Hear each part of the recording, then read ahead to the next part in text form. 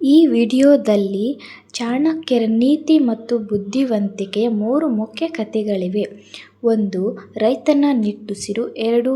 ಬಿಸಿ ಅನ್ನದ ಪಾಠ. 3. ಖಾಲಿ ಪಾತ್ರೆಯ ಪಂಡಿತ. ಮೊದಲನೆಯದಾಗಿ ರೈತನ ನಿಟ್ಟುಸಿರು. ಒಂದು ದಿನ ಚಾಣಕ್ಯರು ಚಂದ್ರಗುಪ್ತನಿಗೆ ಕಾಗದದ ವರದಿ ನೋಡಿ ಮಾತ್ರ ರಾಜ್ಯ ತಿಳಿಯುವುದಿಲ್ಲ, ಜನರ ಮುಖ ನೋಡಿ ತಿಳಿಯಬೇಕು ಎಂದು ಹೇಳಿ ಗ್ರಾಮದ ಪರಿಶೀಲನೆಗೆ ಕರೆದುಕೊಂಡು ಹೋದರು. ಇಬ್ಬರು ಸರಳ ವೇಷದಲ್ಲಿ ಒಂದು ಬರಪೀಡಿತ ಪ್ರದೇಶಕ್ಕೆ ತೆರಳಿದರು. ಹೊಲದ ಅಂಚಿನಲ್ಲಿ ಒಬ್ಬ ವಯಸ್ಸಾದ ರೈತ ಒಣಗಿದ ನೆಲವನ್ನು ನೋಡಿ ಕುಳಿತಿದ್ದ. ಚಾಣಕ್ಯರು ಅವನ ಬಳಿ ಕುಳಿತು, ತಾತ, ಆಡಳಿತ ಹೇಗಿದೆ ಎಂದು ಕೇಳಿದರು. ರೈತ ದೀರ್ಘ ನಿಟ್ಟುಸಿರು ಬಿಟ್ಟು, ಮೇಲಿರುವವರಿಗೆ ಎಲ್ಲ ಸರಿಯೇ ಅನಿಸಬಹುದು, ಆದರೆ ನಮಗೆ ಮಳೆ ಕಡಿಮೆ, ನೀರೂ ತಡ, ತೆರಿಗೆ ಸಮಯಕ್ಕೆ ನ್ಯಾಯ ಇನ್ನೂ ತಡ ಎಂದನು. ಚಂದ್ರಗುಪ್ತನ ಮನಸ್ಸಿಗೆ ಈ ಮಾತು ಚುಚ್ಚಿದಂತಾಯಿತು. ರೈತ ಮುಂದುವರಿದು, ಬೆಳೆ ಹಾಳಾದರೆ ಹೊಟ್ಟೆ ಖಾಲಿ, ಆದರೆ ಖಜಾನೆಗೆ ಕಾರಣ ಕೇಳಿ ಬರುವವರು ಕಡಿಮೆಯಾಗುವುದಿಲ್ಲ ಎಂದನು. ಹಿಂತಿರುಗುವಾಗ ಚಂದ್ರಗುಪ್ತನು ಕೇಳಿದ, ಆಚಾರ್ಯರೇ, ಅಧಿಕಾರಿಗಳ ವರದಿಯಲ್ಲಿ ಆ ಪ್ರದೇಶ ಸಮೃದ್ಧವೆಂದಿತ್ತು, ಸತ್ಯ ಬೇರೆ ಯಾಕೆ? ಚಾಣಕ್ಯರು ಹೇಳಿದರು, ಅರಮನೆಗೆ ತಲುಪುವ ವರದಿ ಕೆಲವೊಮ್ಮೆ ಭಯದ ಬಣ್ಣದಿಂದ ಬರೆಯಲ್ಪಡುತ್ತದೆ. ಹೊಲದಲ್ಲಿ ಕೇಳುವ ಮಾತು ಬದುಕಿನ ಬಣ್ಣದಲ್ಲಿರುತ್ತದೆ. ಅವರು ಮುಂದುವರೆದು, ರಾಜನು ಕಾಲಕಾಲಕ್ಕೆ ಜನರ ನಡುವೆ ನಡೆಯದಿದ್ದರೆ ಅವನ ಆಡಳಿತ ಕಾಗದದ ಮೇಲೆ ಮಾತ್ರ ಸುಂದರವಾಗಿರುತ್ತದೆ. ನಂತರ ಬರಪೀಡಿತ ಪ್ರದೇಶಗಳಿಗೆ ತೆರಿಗೆ ಸಡಿಲಿಕೆ, ಕಾಲುವೆ ದುರಸ್ತಿ, ನೀರಿನ ಸಂಗ್ರಹ ವ್ಯವಸ್ಥೆ, ಸ್ಥಳೀಯ ಅಧಿಕಾರಿಗಳ ಮರುಪರಿಶೀಲನೆ ನಡೆಯಿತು. ಚಂದ್ರಗುಪ್ತನಿಗೆ ಆ ದಿನ ಸ್ಪಷ್ಟವಾಯಿತು, ರಾಜ್ಯವನ್ನು ಉಳಿಸುವುದು ಕೋಟೆಗಳಷ್ಟೇ ಅಲ್ಲ, ಹೊಲದಲ್ಲಿರುವ ರೈತನ ನಂಬಿಕೆಯೂ ಆಗಿದೆ. ರೈತನ ನಿಟ್ಟುಸಿರು ಕೇಳದ ರಾಜನು ಎಷ್ಟು ಶಕ್ತಿವಂತನಾದರೂ ಒಳಗೆ ದುರ್ಬಲನಾಗಿರುತ್ತಾನೆ ಎಂಬ ಪಾಠ ಅವನ ಮನಸ್ಸಿನಲ್ಲಿ ಗಾಢವಾಗಿ ನೆಲೆಗೊಂಡಿತು. ಎರಡನೆಯ ಕಥೆ, ಬಿಸಿ ಅನ್ನದ ಪಾಠ. ಯುವ ಚಂದ್ರಗುಪ್ತನಲ್ಲಿ ಧೈರ್ಯವು ಅಪಾರವಾಗಿತ್ತು. ಅವನು ಮಗಧದ ಅನ್ಯಾಯಪೂರ್ಣ ಆಡಳಿತವನ್ನು ಬೇಗ ಉರುಳಿಸಬೇಕೆಂದು ಹುರಿದುಂಬುತ್ತಿದ್ದ.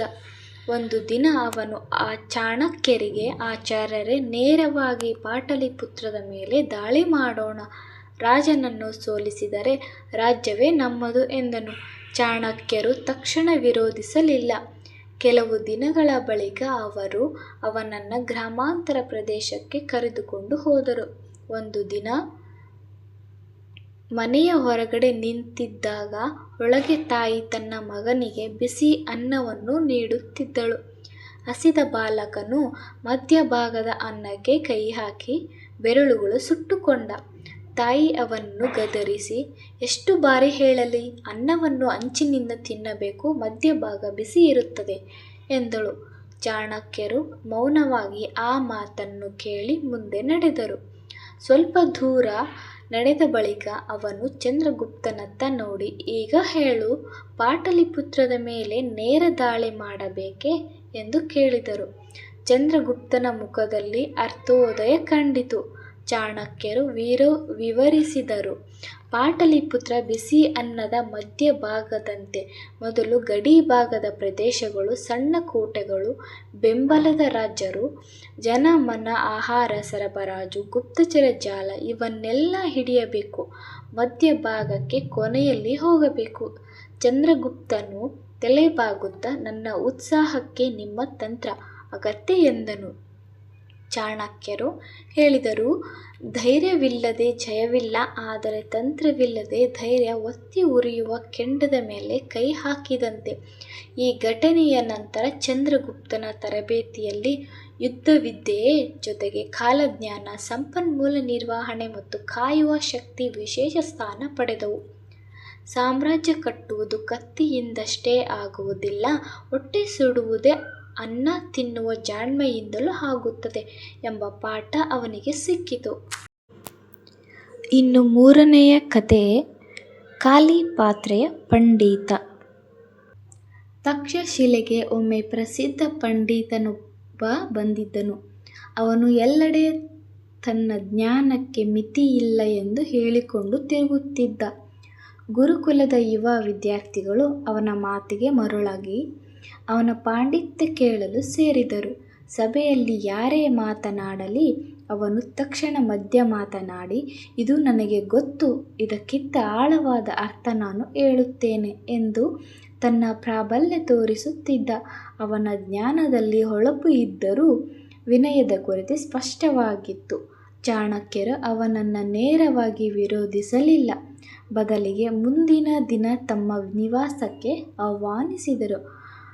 ಪಂಡಿತ ಗೌರವದಿಂದ ಕುಳಿತ. ಅವನ ಮುಂದಿಟ್ಟ ಪಾತ್ರೆಯಲ್ಲಿ ಈಗಾಗಲೇ ಹಾಲು ತುಂಬಿ ತುಳುಕುತ್ತಿದ್ದರೂ ಚಾಣಕ್ಯರು ಅದರಲ್ಲಿ ಇನ್ನೂ ಹಾಲು ಸುರಿಯಲಾರಂಭಿಸಿದರು.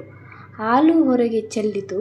ಪಂಡಿತ ಅಚ್ಚರಿಯಿಂದ, ಆಚಾರ್ಯರೇ, ಪಾತ್ರೆ ತುಂಬಿದೆ, ಇನ್ನು ಸುರಿಸಿದರೆ ವ್ಯರ್ಥ ಎಂದನು. ಚಾಣಕ್ಯರು ಮೃದುವಾಗಿ ನಗುತ್ತಾ, ಅದೇ ನಿಮ್ಮ ಮನಸ್ಸಿನ ಸ್ಥಿತಿ, ನಿಮಗೆ ತಿಳಿದಿದೆ ಎನ್ನುವ ಭಾವದಿಂದ ಅದು ತುಂಬಿದೆ.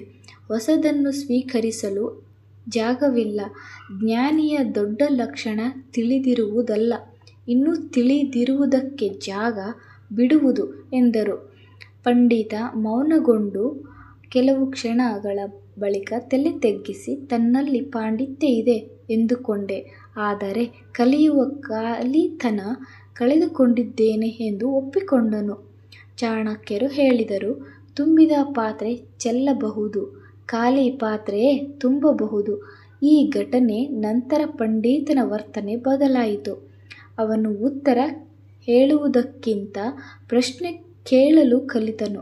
ತಕ್ಷಶಿಲೆಯ ವಿದ್ಯಾರ್ಥಿಗಳಿಗೆ ಇದು ಮರೆಯಲಾಗದ ಪಾಠವಾಯಿತು. ಅಹಂಕಾರದ ಜ್ಞಾನವನ್ನು ಮುಚ್ಚುತ್ತದೆ, ವಿನಯ ಅದನ್ನು ತೆರೆದುಕೊಳ್ಳುತ್ತದೆ.